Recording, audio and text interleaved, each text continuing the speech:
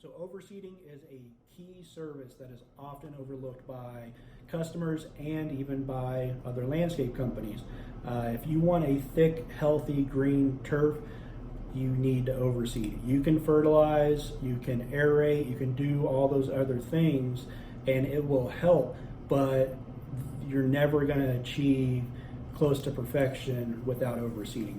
The reason why is that the predominant grasses in the area are fescue and bluegrass. Those grasses, they spread and reproduce and heal by developing seed heads at the top of the plant. Well, in order to do that, the grass has to be allowed to grow to a decent height. And typically we're going to mow the grass well before it has the opportunity to grow to that height, develop the seed heads, and then drop the seed heads. So our grass does not repair itself. That's a little different than some other grasses, especially down south, which actually grow underground and spread. So those are considered self-healing grasses. We don't have that advantage here. So throughout the year, you're going to have problems in your lawn. You may develop fungus, which then could kill out patches in the lawn. You could get weeds, and even after you spray the weeds, then there's going to be an area where there's nothing there because now the weed is dead. You may have damage from mowing or playing or driving equipment or trucks or just general foot traffic, and then also heat and drought stress throughout the summer. So we want to repair those areas and thicken that turf at all times. By doing so, not only is it going to give you a much more beautiful turf, it's going to be thicker, healthier, fuller. That in turn is going to help with a lot of other things. Grass generates a lot of oxygen for us. It converts a lot of the carbon dioxide into oxygen for us. Also, grass is going to help filter water runoff and pull out impurities before it reaches water sources. It's also going to help out with other things such as erosion control. While grass isn't a great idea on large hills, for the average lawn, it is very effective at erosion control and preventing dirt from shifting to areas where you don't want it to be, things like that. So we want to keep the grass healthy. By keeping it thick, we're also going to be preventing a lot of weed growth in the future.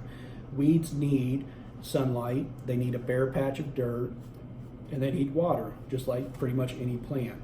So if we can fill in as many bare patches and create a canopy above the dirt that does not allow sunlight to reach down, then we're going to prevent a lot of weeds from ever even being able to grow up in the first place.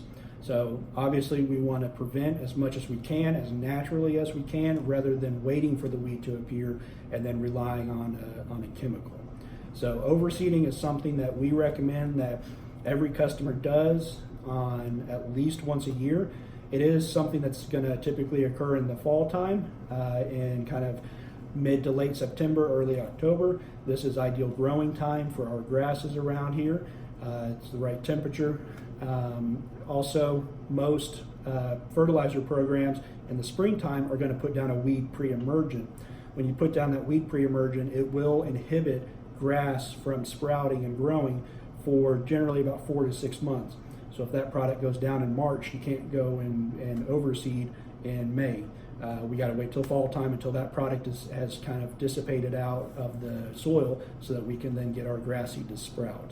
So once we put down the grass seed, there are kind of some optional follow-up steps that we do offer. Top dressing is a great one. We can top dress with a compost product. That's going to add a lot of organic material to the ground, which here in Kentucky we don't have much of. So getting that organic material in there is going to help with your grass seed growth a lot.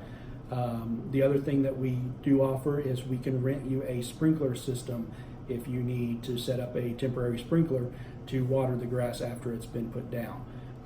So reach out to us if you need any of those services or if you have any questions about overseeding.